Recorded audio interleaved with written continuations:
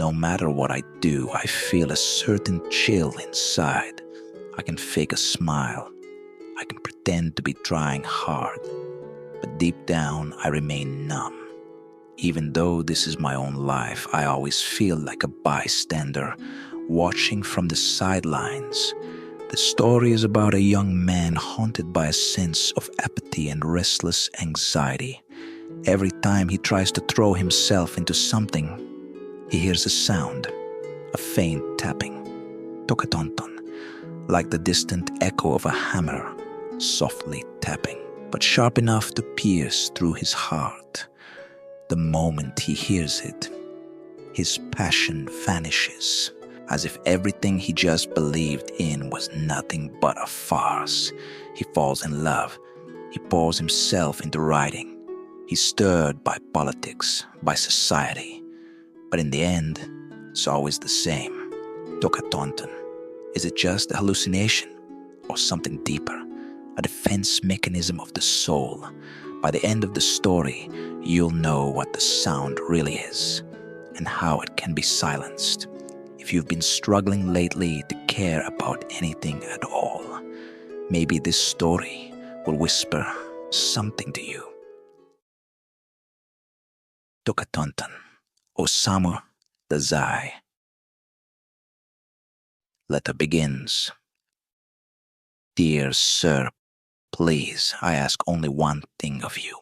I'm truly lost, and I don't know who else to turn to. I'm 26 years old. I was born in a place called Teramachi, in the city of Aomori. You may not know it, but right next to a temple named Seikuji, there's a tiny flower shop called Tomoya. That's where I was born, the second son of the shop's family.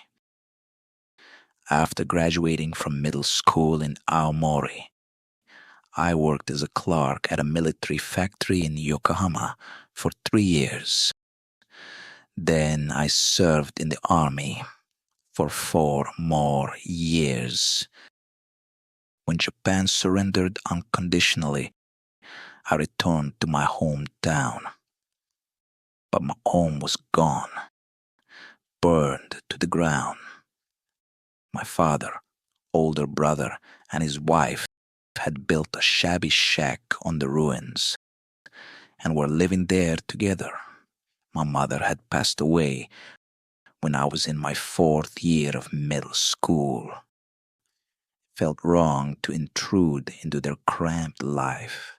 So after speaking with my father and brother, I decided to work at a post office, one located in a coastal village about 8 kilometers from Aomori City. This post office is part of my late mother's family home. The postmaster is my uncle, her older brother. It's been over a year now since I started working here, but day by day, I feel like I'm becoming more and more of a failure. It's deeply troubling. I first read one of your works while working at that military factory in Yokohama. It was a short story published in a literary magazine called Buntai. Since then, reading your stories has become a habit. As I read more of your writing, I learned that you were an alumnus of my middle school and that you had once stayed with the Toyoda family in Teramachi, Aomori. When I realized that, my chest tightened with emotion. The Toyodas were kimono merchants. They lived in the same neighborhood as my family, so I knew them well. The former head, Tazaemon, was a plump man, and his name suited him perfectly. The current Tazaemon, however, is thin and refined. You'd almost want to call him Hazaemon instead. But regardless of appearance, they were always kind and decent people. Sadly, Their home was completely destroyed in the air raids. Even their storehouse burned down. It was heartbreaking to hear. When I learned you had stayed with the Toyota family, I seriously considered asking someone for a letter of introduction and visiting you in person. But I'm a coward. I didn't have the courage. So instead, I simply imagined what it would be like. After that, I was drafted into the military. They sent me to a coastal base in Chiba Prefecture. There, I spent every day digging trenches until the war ended. Once in a while, we were granted a half-day break. On those rare occasions, I would go into town, search for your books, and immerse myself in them. The desire to write to you only grew stronger. Yet, even when I picked up a pen and managed to write, "Dear Sir," I had no idea what to write next. After all, to you, I'm just a stranger. That thought always left me frozen, pen in hand. Eventually, Japan surrendered. I returned home and began working at a post office. Just the other day, I had some business in Aomori, and while browsing a bookstore for your latest work, I read in your writing that you had also lost your home to the war and had returned to your birthplace, Kanagi Town. Again, my heart ached. Even then, I couldn't bring myself to visit your family home. After much hesitation, I finally decided to write this letter. And this time, unlike before, my pen did not stop after "Dear Sir," because this time, this is a letter of urgency, a letter with a purpose.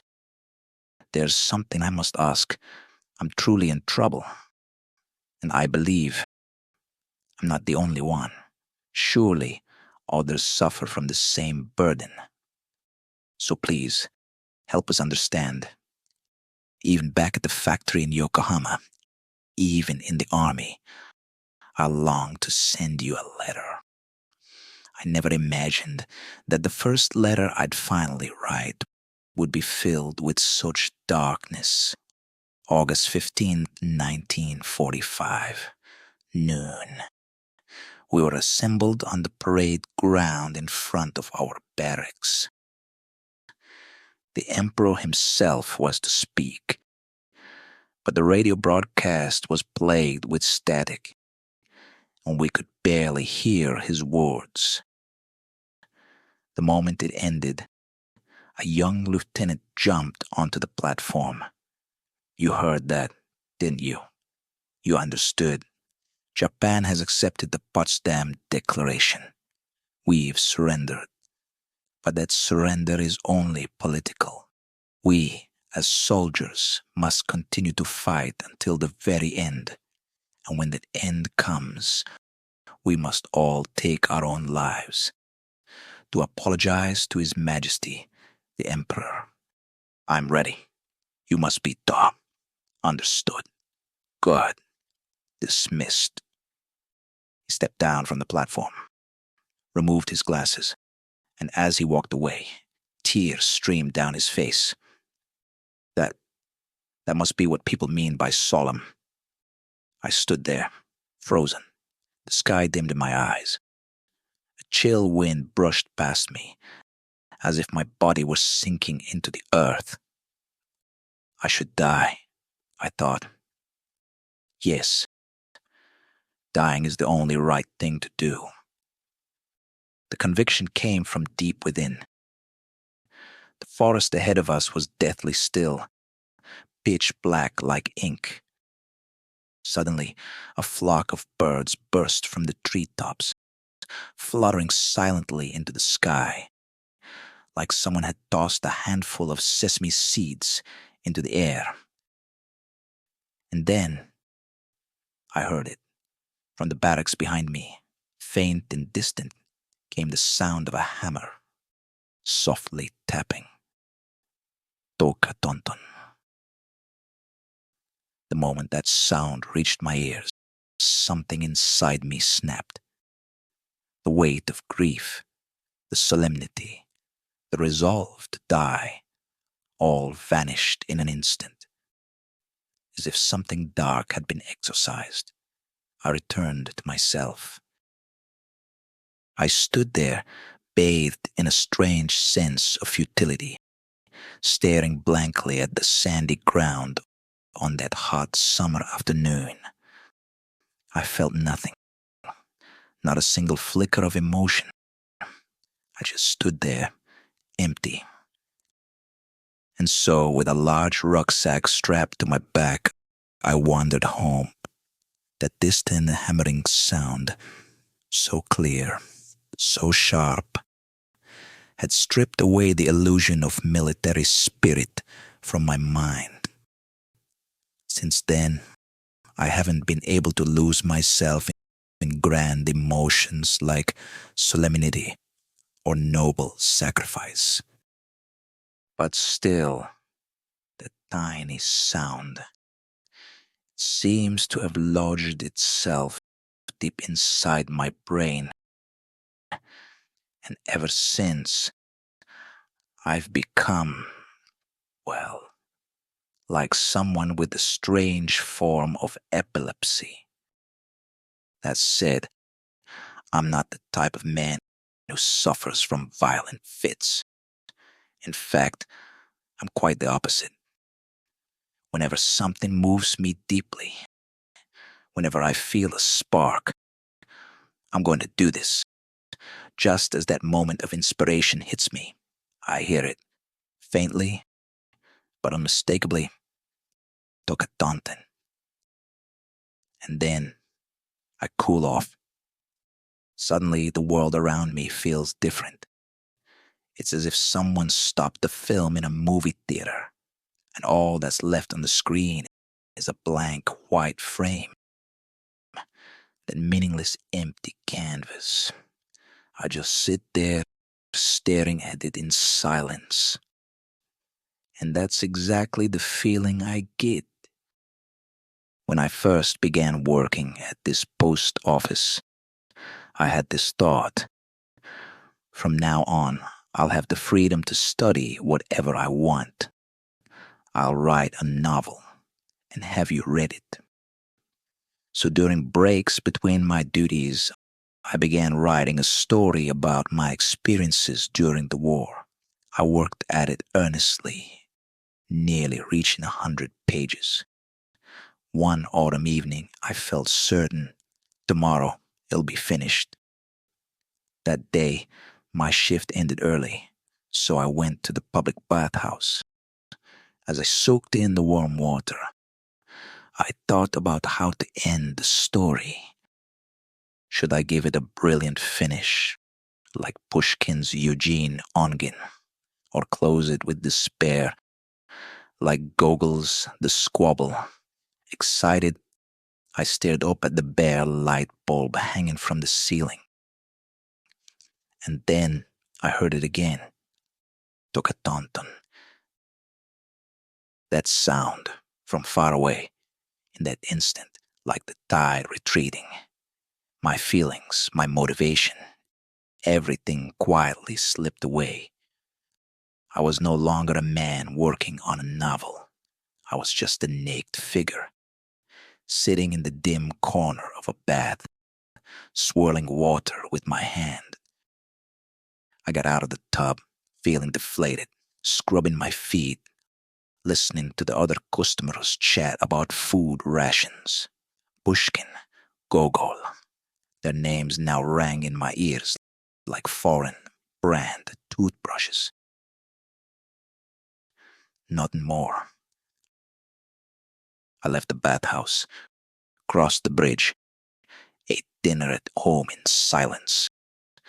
Later, I returned to my room, flipped through the manuscript on my desk, and was struck by how foolish it seemed. I felt too weary to even tear it up. Instead, I used it piece by piece as tissue paper each day. Since then, I haven't written a single line that resembles fiction. My uncle's house had just a few books, and from time to time I would borrow something like masterpieces of Meiji and Taisho literature. Sometimes I was impressed, sometimes not. I read on a whim. On stormy nights, I often just went to bed early, living a life that was far from spiritually rich. But eventually, I began flipping through the complete collection of world art. To my surprise, the French Impressionist paintings I used to love no longer stirred my heart. Instead, I became captivated by Japanese works from the Edo period, the Genroku era.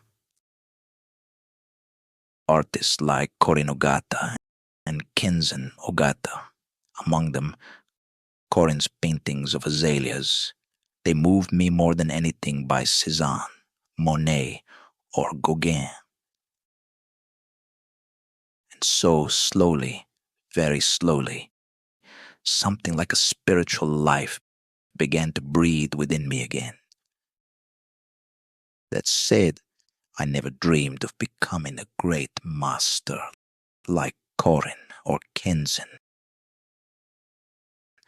I thought being a mere country amateur art enthusiast was just fine. Doing what I could with what little I had.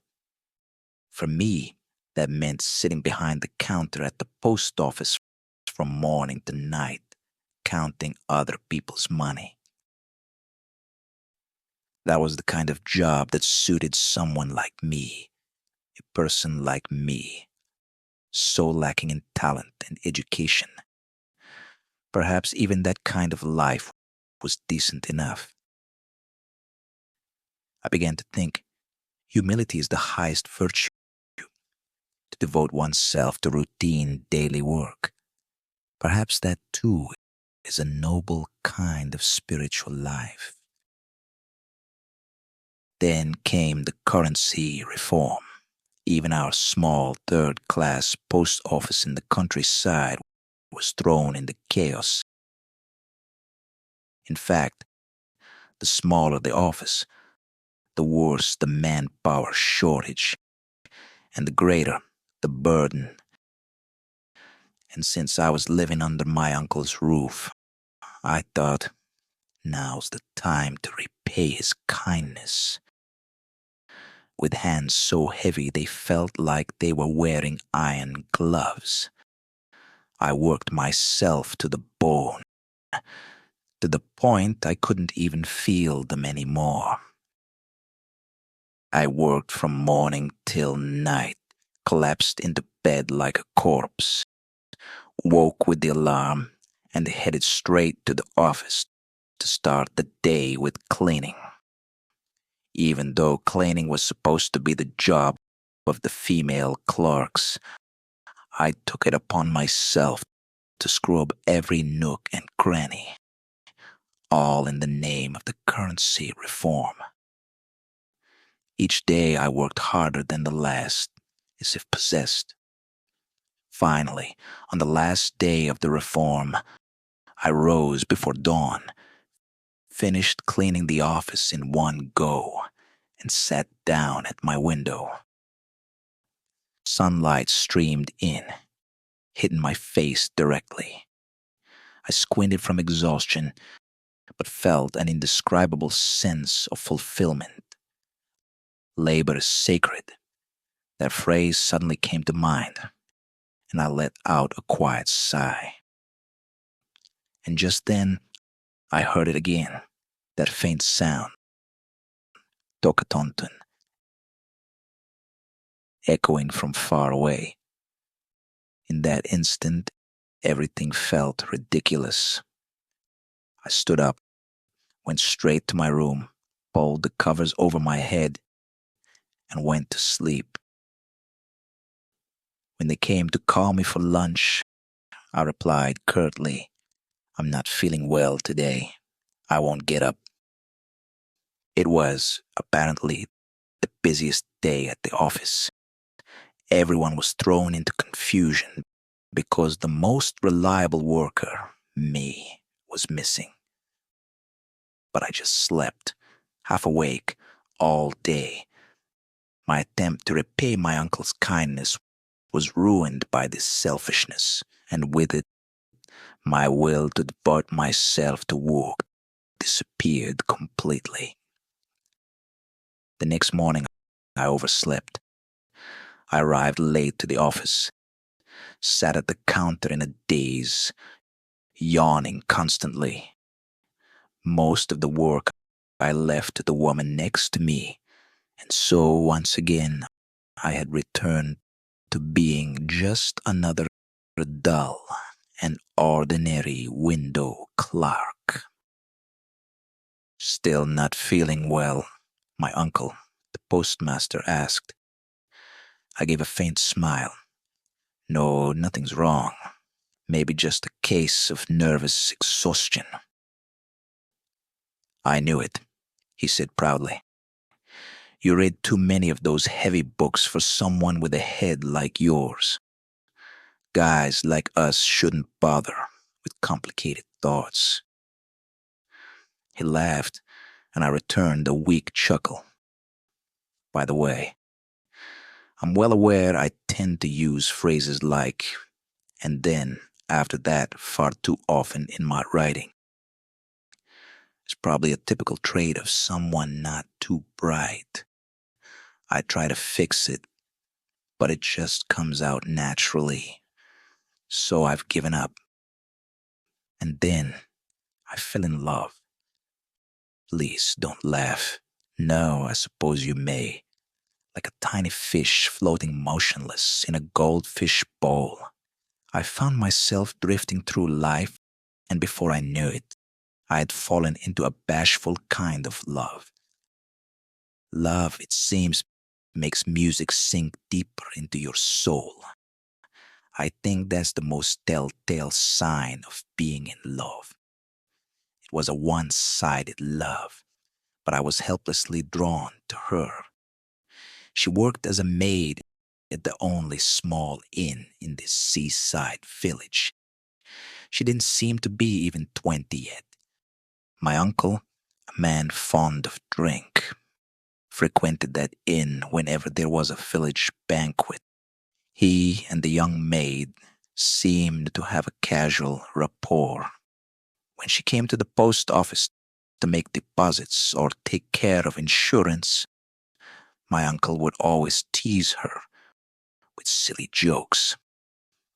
"Looks like you're doing well lately. Saving up a lot, huh? Found yourself a good man or something."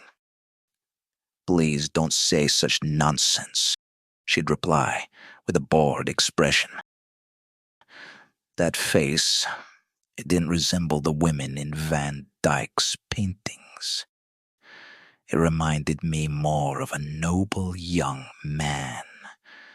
There was a certain elegance to it. Her name was Tokita Hanai. That's what it said on her savings passbook. She had apparently come from Miyagi Prefecture. The previous address was crossed out with a red line, and the village address had been added next to it. According to rumors from the female clerks, she'd lost her home in the war and drifted into this village just before the end of it. She was supposedly a distant relative of the inn's proprietress, but she didn't have a good reputation. They said she was surprisingly shrewd for someone so young, or that she had loose morals. But that's how locals always treat evacuees. Kindness is rarely extended.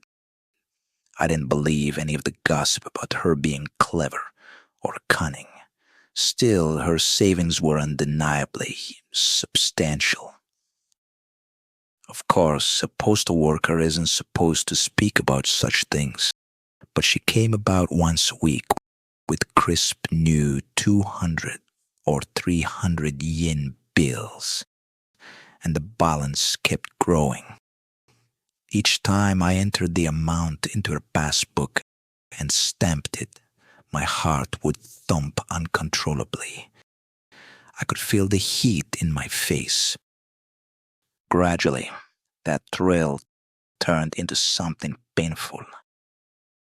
She wasn't some manipulative woman, but the people in this village, weren't they all trying to seduce her, handing her money to bring her down?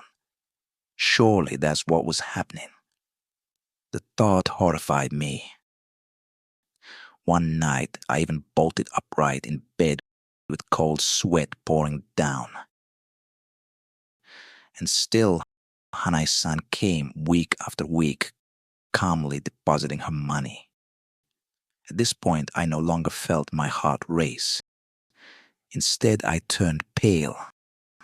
Cold sweat would form on my forehead as I silently counted the dirty 10-yen bills she offered, one by one. Sometimes, a sudden urge would surge up inside me to tear them all to shreds. I wanted desperately to say something to her. That famous line from a Kyoka Izumi novel came to mind. Even if it kills you, never become someone's plaything. It's a dramatic phrase, unsuited to a country bumpkin like me. Still, I truly wanted to tell her that. Even if it kills you, don't become a toy. Money and things, who cares about them? Is it really true, this idea of if you love, you'll be loved? Then came mid-May. As usual, Hanai-san came to the counter with a calm face. "Here you go," she said, handing me the money and her passbook. I sighed as I received them.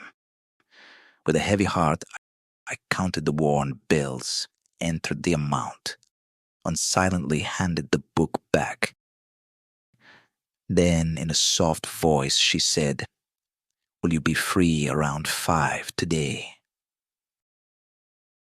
I doubted my ears, thought perhaps it was just the spring breeze playing tricks on me. Her voice was so low, so quick. "If you're free, please come to the bridge." She gave the faintest smile, then returned to her usual expressionless self and walked away. I checked the clock. It was just past 2. From then until 5, I have no memory of what I did. I probably wandered around with a serious face, suddenly turned to the woman beside me and said, "Lovely weather today," even though it was cloudy, then glared at her when she looked surprised. Went to the bathroom, paced around. No doubt I acted like a complete fool. Around 4:50, I left the house. Along the way, I noticed my fingernails had grown. For some reason, that made me want to cry. At the foot of the bridge, Hanai-san stood waiting. Her skirt seemed a bit too short. I quickly averted my eyes from her bare legs. "Let's go to the sea," she said calmly. She walked ahead, and I followed 5 or 6 steps behind. Even with that distance between us, our steps gradually fell into rhythm, and I started to feel awkward. The sky was cloudy, a light wind blew, sand swirled along the shore. "This is good," she said. She slipped between two fishing boats beached on the sand and sat down. Come here. It's warm. The wind doesn't hit you when you sit. I sat about 2 meters away from her. Sorry for calling you out so suddenly, but there's something I really wanted to tell you. You've been wondering about my savings, haven't you? Now's the time to say it, I thought. In a raspy voice, I replied, I have. Of course, she said, gazing down as she scooped the sand over her bare feet. But that money isn't mine. If it were, I wouldn't bother depositing it every week. Too much trouble. I nodded silently, thinking, that makes sense. The account is actually the innkeeper's, but it's a secret, okay? You mustn't tell anyone. She spoke quietly. I think I understand why she's doing it, but it's complicated, so I don't want to talk about it. It hurts too much. I'm really hurting. Do you believe me? There was a strange shine in her eyes as she smiled faintly. I realized those were tears. I wanted nothing more than to kiss her. If I could be with her, I thought, I'd endure anything. People around here, they're really no good, Hanai-san said. I was afraid you might have misunderstood me. I had to clear it up no matter what. That's why I finally worked up the nerve to call you today. Just then, it happened. This time it wasn't a hallucination. From a nearby shack, I clearly heard the sound of someone hammering nails. Tokatonton. It echoed loudly from Sasaki-san's storage shed by the shore. Tokatonton. Tonton. Tokaton. The hammering continued in a steady rhythm. I shivered and stood up. I understand. I won't tell anyone. As I said that, I noticed a rather large pile of dog feces right behind her. I wondered whether I should warn her about it. The waves rolled lazily. A fishing boat with a tattered sail wobbled past, just offshore. Well then, I'll be going. Only a hollow emptiness remained. Who cares about her savings? It has nothing to do with me. Whatever happens to her, it's none of my business. We're strangers, after all. Whether she becomes someone's plaything or not, what does it matter to me? How stupid. And I'm hungry. Even now, Hanai-san still comes every week or 10 days, bringing money and depositing it as always. Her balance must be in the thousands of yen by now, but I feel no interest whatsoever. Whether it's the innkeeper's money or actually hers after all, it doesn't matter anymore. It has absolutely nothing to do with me. So, was this a case of heartbreak? If I had to say, I think I was the one who got my heart broken. Still, I didn't feel particularly sad, so I suppose it was a rather strange kind of heartbreak. And just like that, I returned once more to being a listless, ordinary clerk. In early June, I had an errand in Aomori. While I was there, I happened to witness a workers' demonstration. Up until then, I had never cared much for political or social movements. In fact, I felt something close to despair toward them.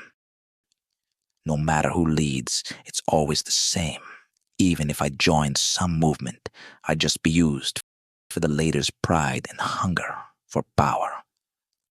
Or so I believed. Even if someone spoke with confidence, declaring, "Follow me, and you, your family, your village, your country," no, the whole world would be saved. When things inevitably failed, they'd say, "It's because you didn't listen to me."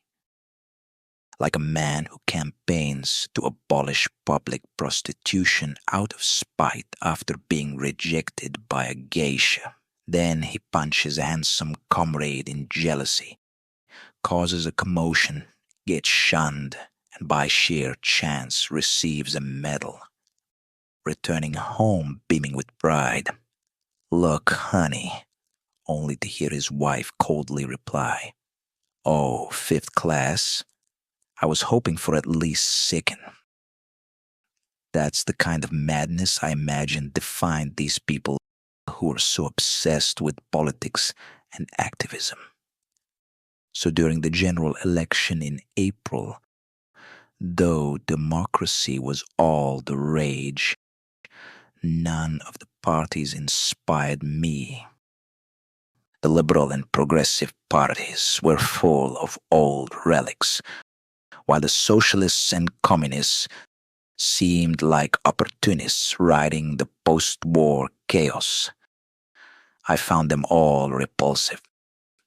On election day, my uncle told me, "Vote for Cato from the Liberal Party," and I said, "Sure, sure," but never actually went to the polling station.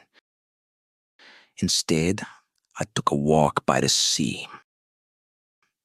No matter how much people talk about politics or society, the gloom of our daily lives never really changes. That's what I believed. But that day, the workers' demonstration I stumbled upon in Aomori completely overturned my thinking. It was a burst of raw, radiant energy. What a bright and joyful march it was. On their faces, there was no sorrow, no shame, only a forward-driving vitality. Young women held flags and sang workers' songs.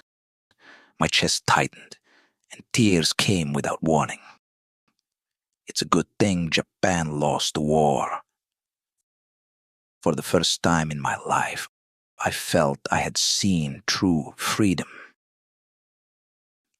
If such a thing could be born from political or social thought, then surely people should begin by studying those thoughts.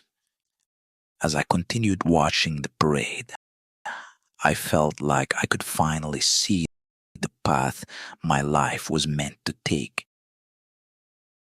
Tears streamed down my cheeks, flowing gently, as if I were seeing the world through open eyes underwater. The scenery shimmered softly, tinged with the greenish haze. In that hazy light, a crimson flag was swaying. "I'll never forget that red," I thought to myself. And then, just at that moment, Tokatonton. From somewhere in the distance, that faint hammering sound reached my ears once again. And with that, everything was over. What in the world is that sound? Tokatonton. It's not something that can be explained with simple words like emptiness or nihilism. This hallucinated Tokatonton sound, it has the power to shatter even those concepts of emptiness. In summer, the local youth became obsessed with sports, but perhaps due to my rather elderly sense of practicality, seeing people stripped down for no reason to wrestle or twist their faces as they ran desperately, I couldn't help but find it all ridiculous. Most of them couldn't even run 100 meters in under 20 seconds. So the whole idea of who's the fastest just felt absurd to me. That's why I never once considered joining in their games. And yet, in August of that year, there was a relay race. The Ekiden passed through various seaside villages, and young men from the region gathered to compete. Our village, where the post office stood, served as a relay point. That meant the runners from Aomori would arrive here and pass the sash to the next runner. Around 10 a.m., with the first runners about to arrive, most of the post office staff stepped outside to watch. Only my uncle, the postmaster, and I stayed inside, sorting insurance paperwork. Then came the shouts. "They're here! They're here!" I peeked out the window. One of the final runners was approaching, his arms slicing the air like a frog's webbed hands, his chest puffed out, his face twisted in agony, weaving as he ran barefoot in only his shorts. As he reached our post office, he let out a groan and collapsed. "Well done. You gave it your all," shouted one of the assistants, lifting the fallen runner and bringing him right under my window. They doused him with a bucket of water. He lay there, barely clinging to consciousness. His face had gone pale, and he was sprawled out on the ground. And yet, as I looked at him, I was overwhelmed by emotion. To use the word adorable might seem inappropriate for a 26-year-old man like myself, but even so, there was something deeply touching in his form. When an act that seems like a waste of effort goes so far, it starts to feel almost noble. These young men, whether they win or place second, will receive little to no recognition from the world. Still, they pour everything into that final sprint. They're not running in hopes of building a cultural nation, nor do they likely hold any lofty ideals at all. They're not pretending to have visions just to be praised by society. They probably aren't even dreaming of becoming marathon stars. They know, better than anyone, that this is just a countryside race, that their times wouldn't even register at a national level. They won't go home and boast, "I won my leg of the race." More likely, they'll be scolded by their fathers. "What a foolish thing you did." And still, they run. They want to run, even if it kills them. They don't need praise. They just want to try. There's no reward. Even a child climbing a dangerous tree at least wants to grab a persimmon. But these runners, they don't even have that. It's a kind of passion for nothing. And yet, that very emptiness matched perfectly with the emptiness I was feeling. I joined the younger clerks in a game of catch. We played until we were exhausted, and afterward, I felt like I had shed a skin, refreshed. This is it, I thought. And then it came again. Tokatonton. That sound. Even a passion born of emptiness is no match for it. By this point, the Tokatonton sound had started to come more and more often. For example, when I opened the newspaper, determined to carefully read the new Constitution line by line, Tokatonton. When my uncle asked for my opinion about post office staffing, and a brilliant idea came to mind, Tokatonton. When I sat down to read one of your novels, Tokatonton. When there was a fire in the village, and I leapt out of bed to run toward the scene, Tokatonton. Even when I was drinking with my uncle over dinner and thought, maybe I'll have just one more cup, Tokatonton. Even when I suddenly wondered, have I gone mad, Tokatonton. Even when I thought about ending my life, Tokatonton. Last night, as I was keeping my uncle company during his evening drink, I asked him, half jokingly, what is life if you had to put it into a single word? He answered, life, who knows? But this world is all about desire and pleasure, that's for sure. Oddly enough, I thought it was quite a good answer. Hearing that, I found myself thinking, maybe I'll try becoming a black market dealer.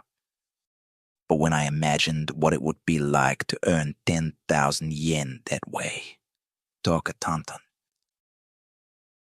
please, tell me, what is this sound? And how can I escape it? Right now, because of this sound, I truly don't know what to do anymore. I can't move forward. I'm stuck. Please, send me a reply. One last thing before I finish. Even before I'd written half of this letter, that Tokatonton had already been ringing in my ears, relentlessly. Writing this letter itself began to feel ridiculous. But even so, I forced myself to keep going, all the way to the end. It felt so pointless, and before I knew it, I think I started writing lies. There is no woman named Hanai. The protest, I never saw one. Most of the other parts, too. I think they might all be lies. And yet, that Tokatonton sound, that one thing, is not a lie. I won't read this letter over again. I'll send it just as it is. Sincerely yours. And then, the strange letter reached a certain writer. Cruelly enough, he was a man with neither great learning nor lofty philosophy. And this was his reply. Reply. So, this is how you suffer. Frankly, I don't sympathize with you very much. What I see is someone still desperate to run away from a disgrace that anyone could plainly see. True thought requires not wisdom, but courage. In the Gospel of Matthew, chapter 10, verse 28, it says, do not fear those who kill the body, but cannot kill the soul. Rather, fear him who can destroy both body and soul in hell. This fear is closer in meaning to reverence. If those words from Jesus strike you like a bolt of lightning from a clear sky, then perhaps your hallucination may finally come to an end. withholding further comment. Afterward. Tokatonton is a story told through a young man's letter, a solitary monologue of the soul. After returning from war and settling into life at a rural post office, he finds himself haunted by a sound. Every time he feels passion welling up, every time he's about to be moved, it comes. Tokatonton. When he tries to write a novel, when he falls in love, when he's stirred by politics, even when moved by the beauty of youth in sports, the Tokatonton returns.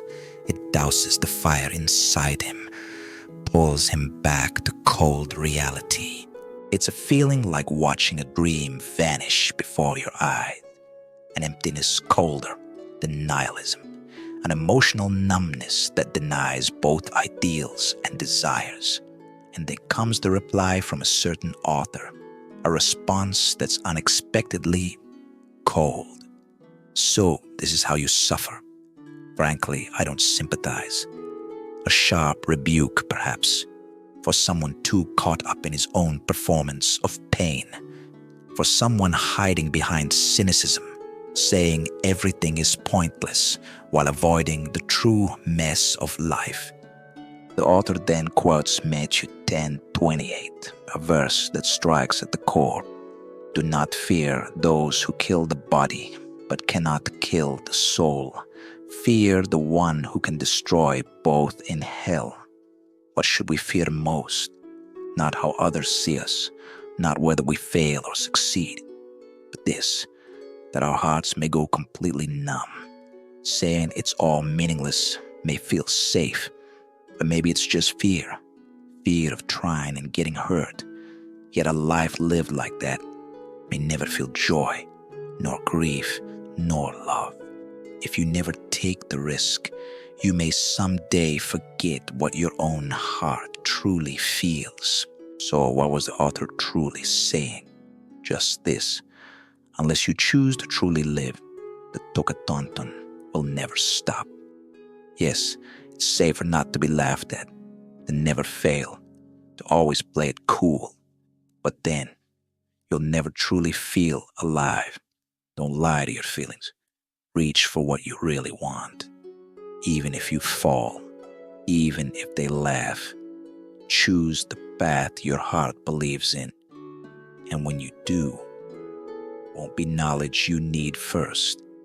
It will be courage. If you found this tale enjoyable, subscribing to the channel and leaving a like would greatly encourage this old storyteller. You have done well today. Rest easy and sleep well. Good night.